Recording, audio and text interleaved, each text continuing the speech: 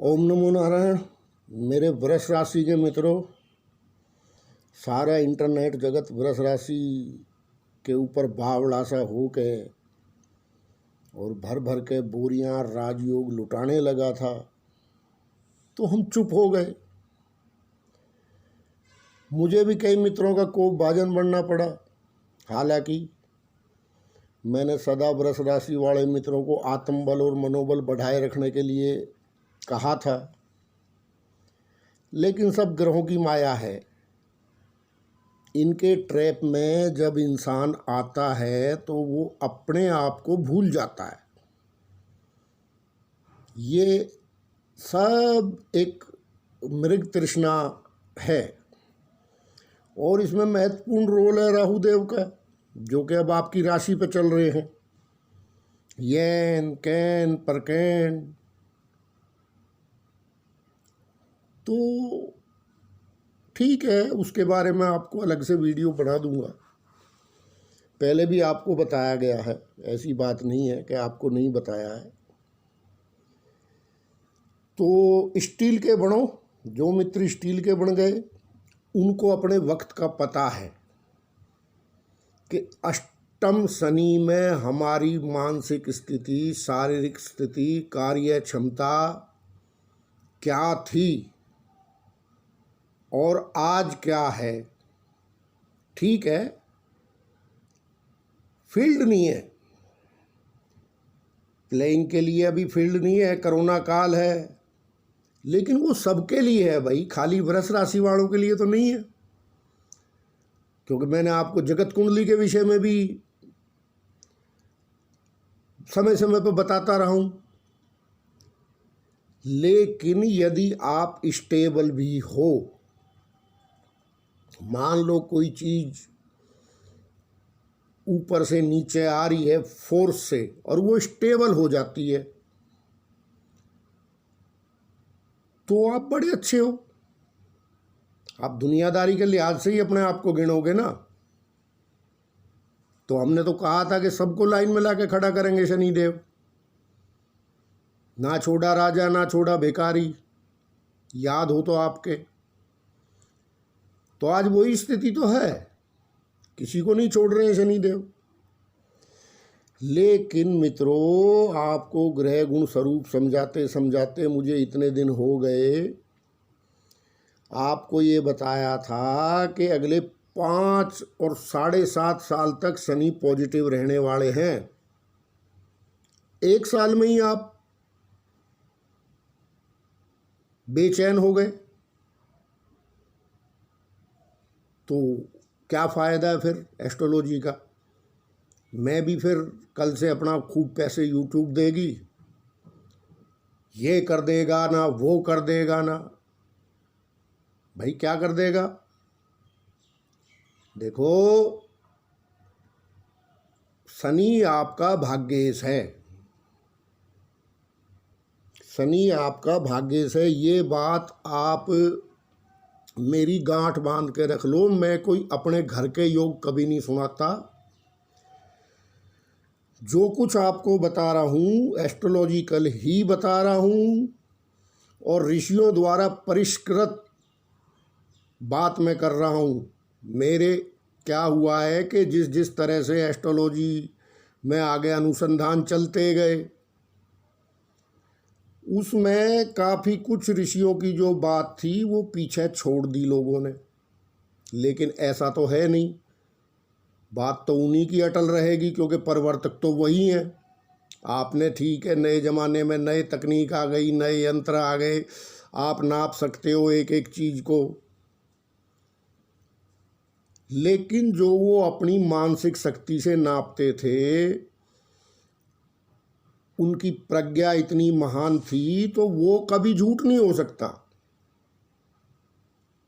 ये इसमें भेद हो सकता है। हालांकि मैं किसी विद्वान का विरोधी नहीं हूँ, जिसने अनुसंधान किया है उसकी सराहना करनी चाहिए। लेकिन ये तो नहीं है कि हम ऋषियों का सिद्धांत भूल जाएं। फिर आपको बता रहा हूँ भाई, किसी भी जन्म कुंडली को आप उठाओगे, उसमें जो भाग्येश जो भाग्य का बल होगा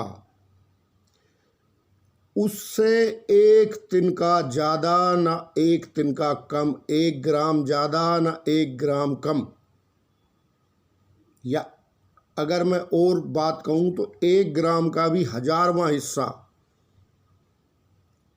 ना ज़्यादा ना कम हो सकता है। अकाट्य सिद्धांत है।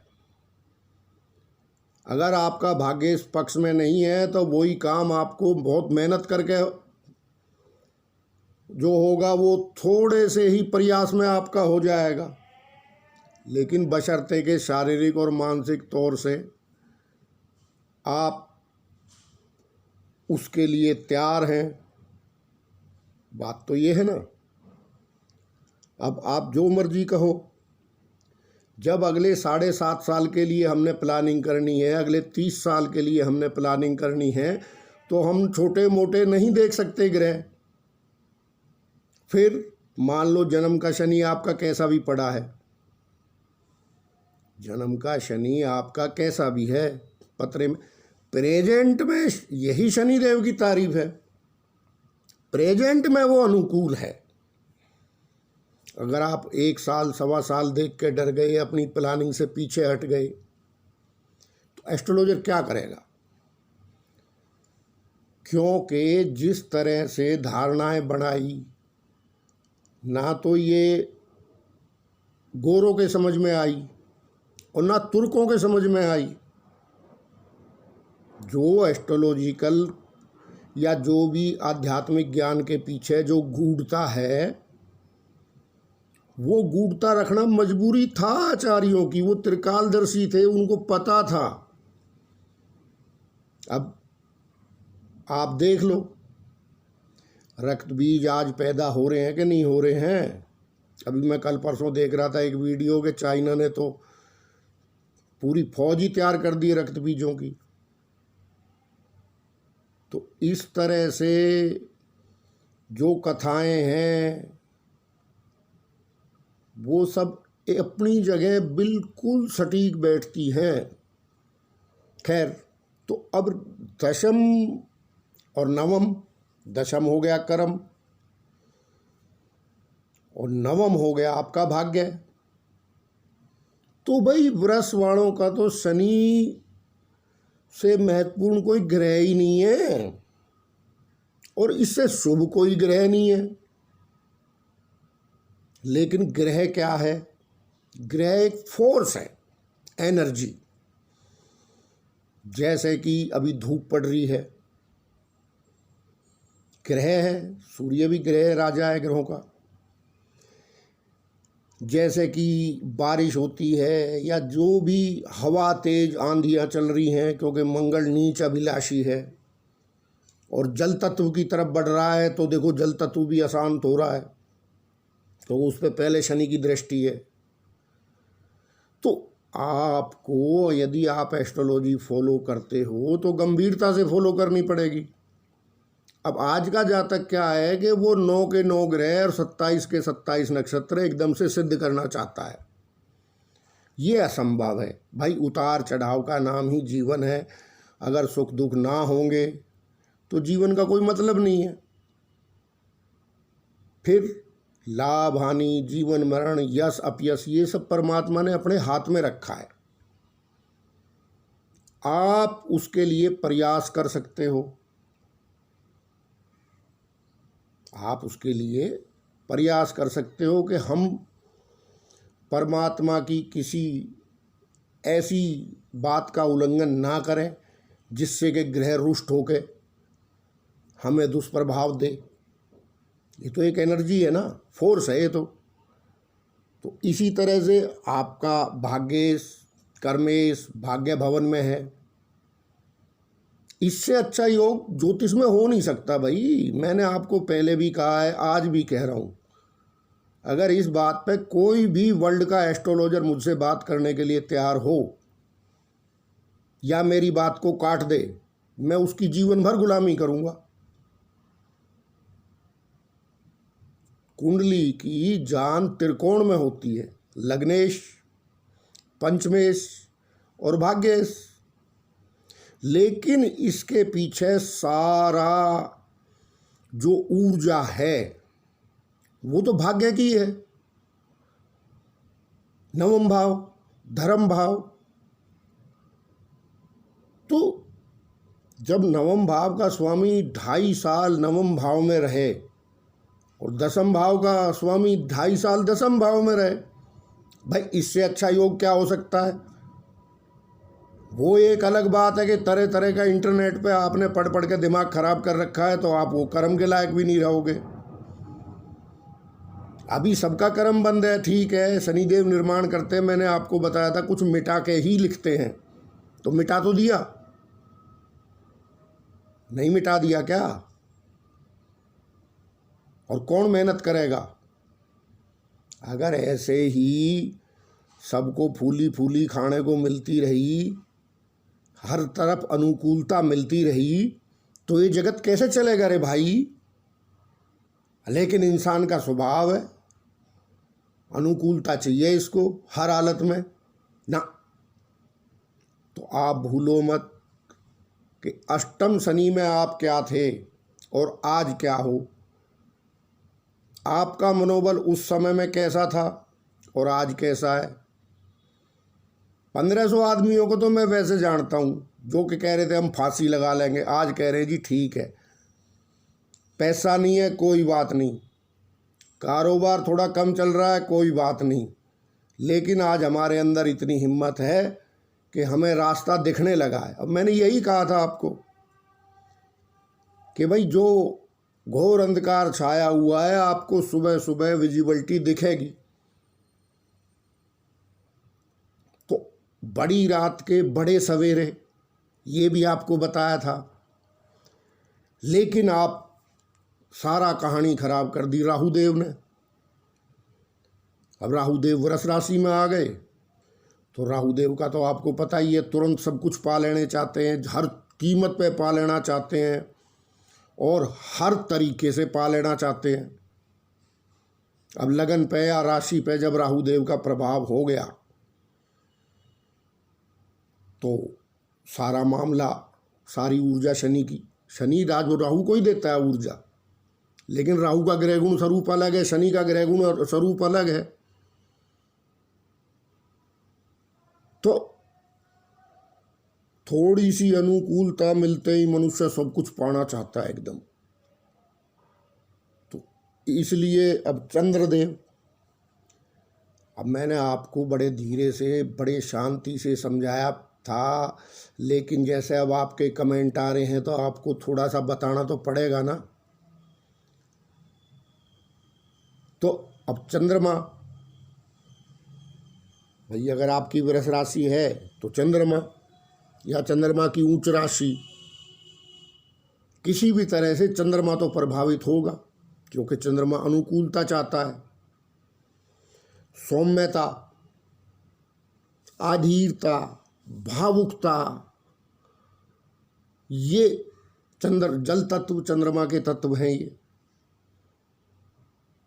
तो आप देख लो, मैंने आपको तो बताया था साइंटिफिक तरीके, आजकल हालांकि ऋषियों से बड़ी साइंस किसी की नहीं है, लेकिन फिर भी मैंने आपको इस मॉडर्न साइंस का भी मैं विरोधी नहीं हूँ। तो आप देख लो, ज्वार भाटा के बारे में आपको बताया था कि नहीं बताया था। अब जो पागल खाने हैं उनमें क्या मानसिक रूप से विकृत आदमियों की स्थिति होती है, सब पागल खाने में भी नहीं है। जब भी आपको पूर्णिमा या अमावस्या के आसपास आप देखो, आपके चारों तरफ भी लोग विकृत होते हैं।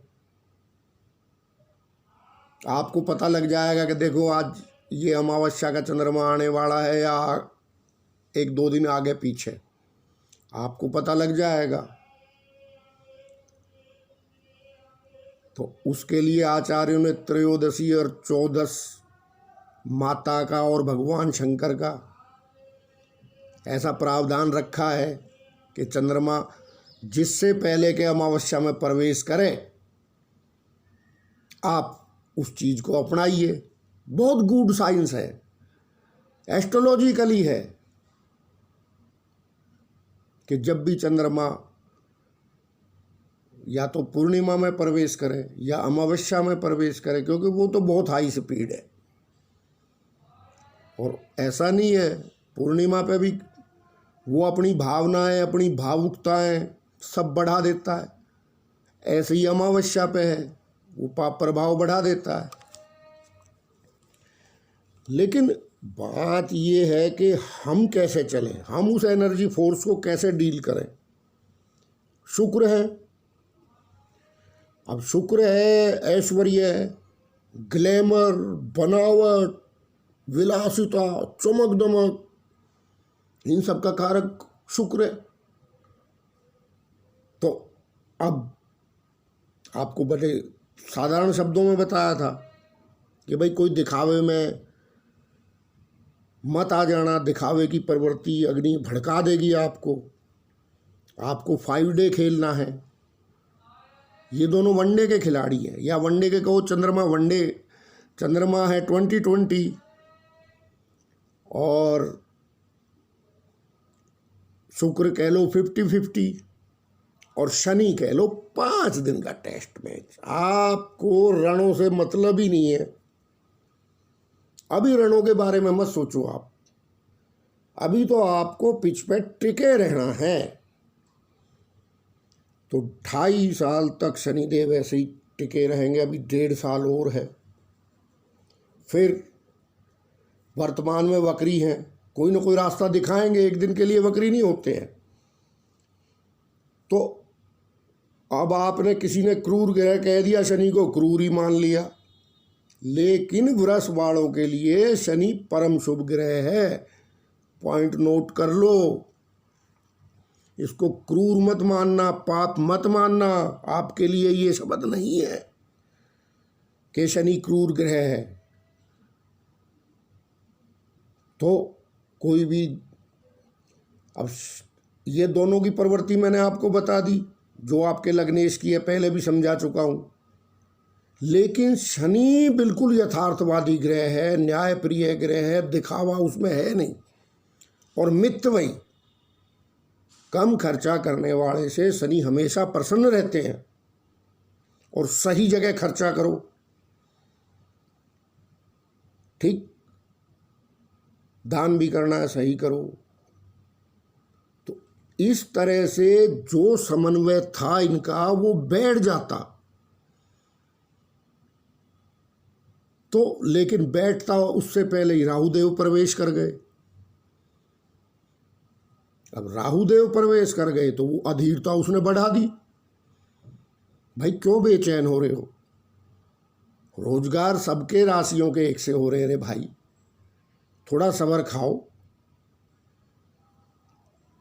और यदि आप समन्वय नहीं बैठा सकते, जिस तरह से मैंने बताया, आप छोड़ दीजिए एस्ट्रोलॉजी के, आप जो करना है मनमुखी कीजिए।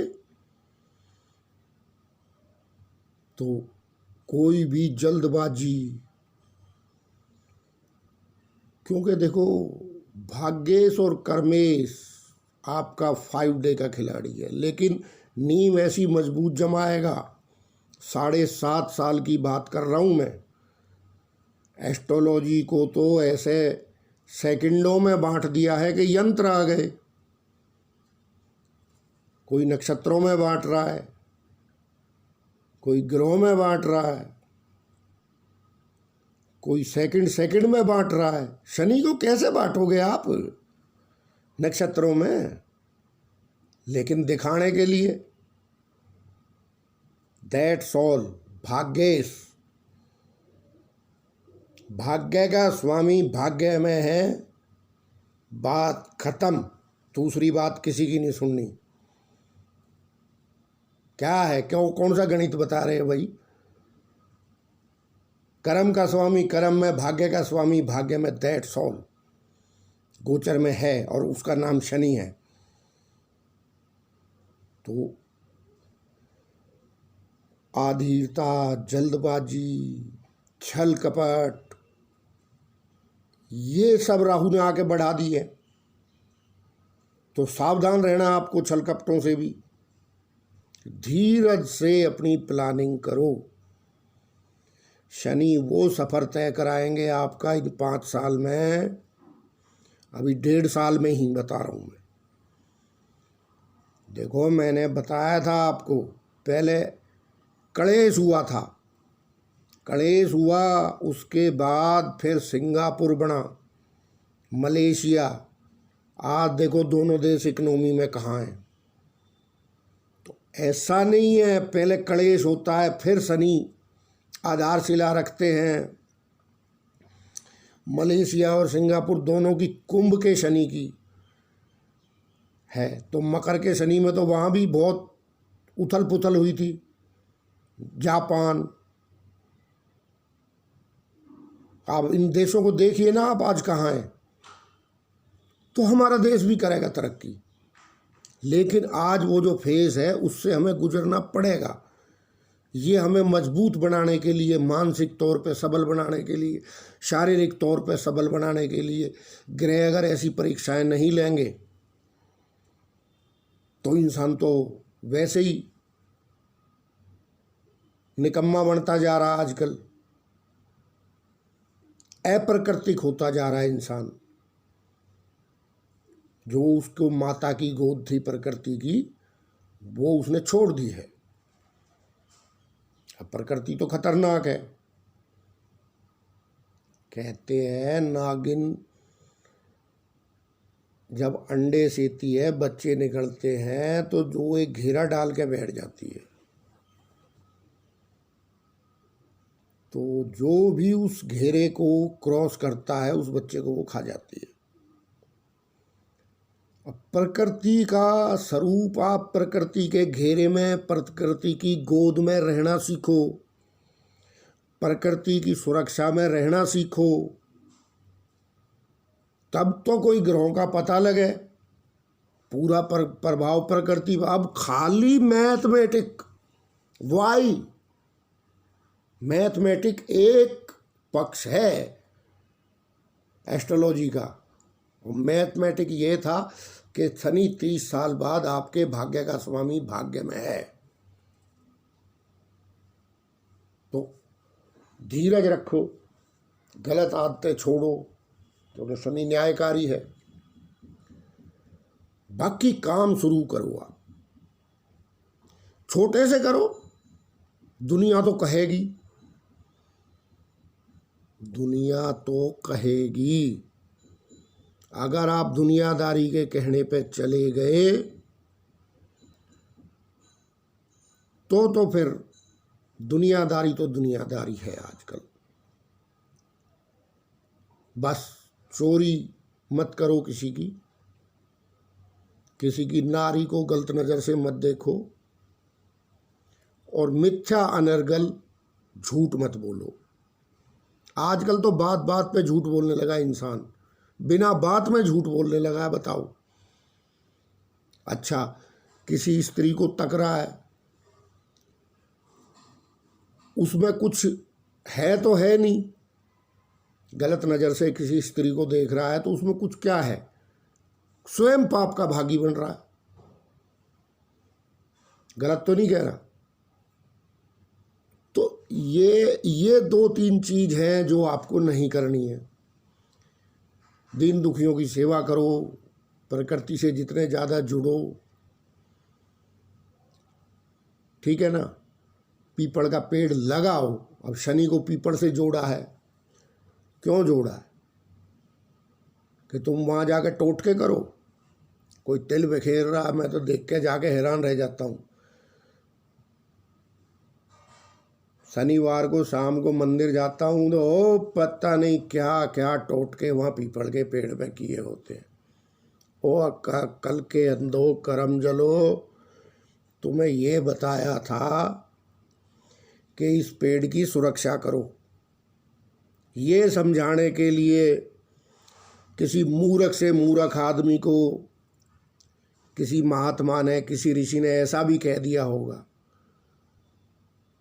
कि चलो भाई तू ऐसा कर ले, लेकिन उसके पीछे साइंस क्या है, उसके पीछे ध्येय क्या है ऋषियों का, उसके पीछे तो यही ध्येय है ना कि भाई इस पेड़ की रक्षा करो।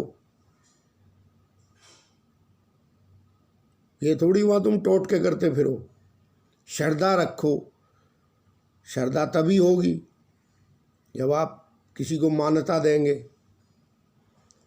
तो लगाओ कहीं खुले में, ऐसी जगह लगाओ, उसकी पाड़ पोषण करो।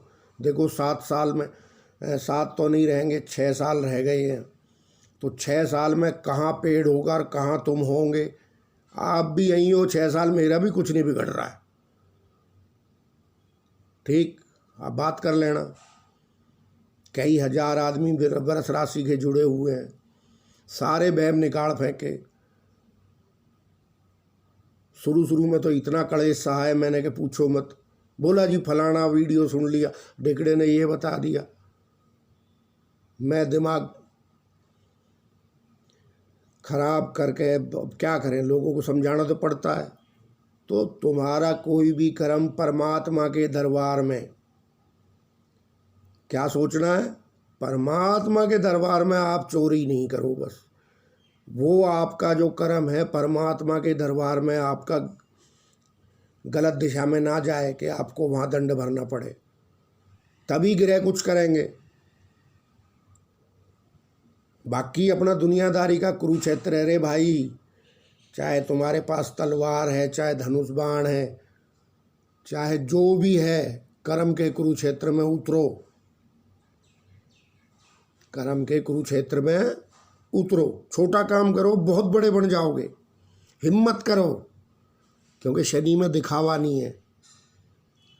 अभी बताओ, तुम तो चले हो वो शुक्र के पीछे, पूरा ही दिखावा, पूरा ही ग्लैमर। फिर कहते हो जी आपने तो ये कहा था। अरे भैया, कर्म में कोई वो नहीं है। कर्म का क्षेत्र कर्म का क्षेत्र है।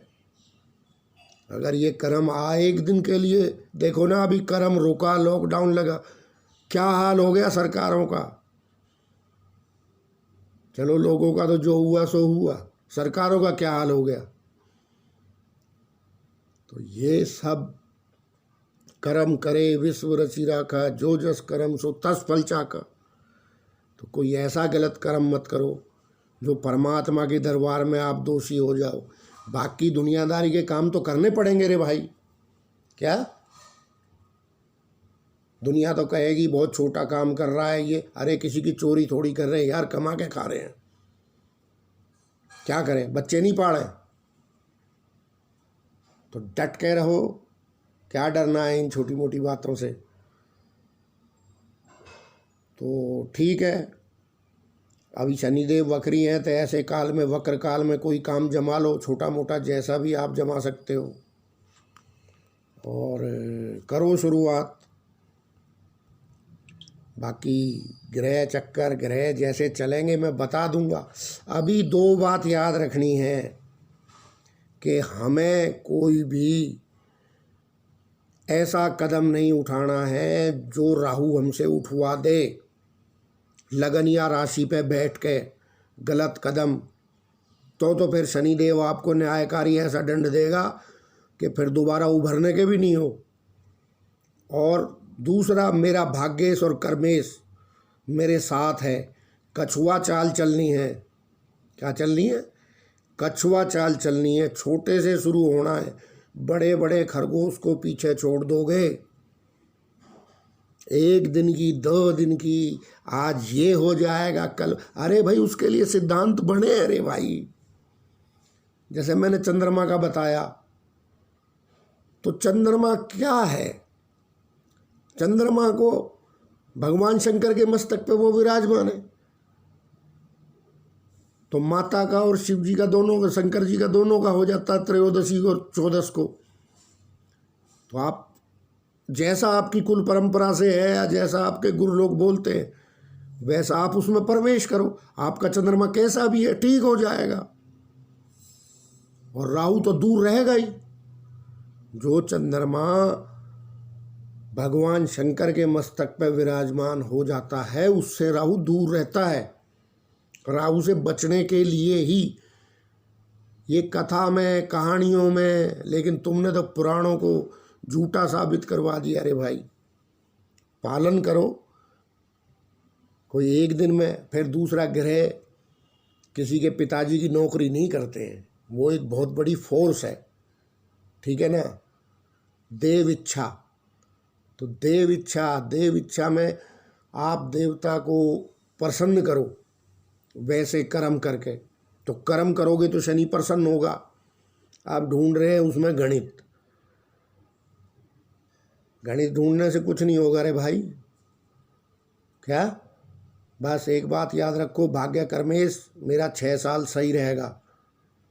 बाकी राहु के विषय में एक वीडियो और डालना पड़ेगा मुझे ऐसा लगता है,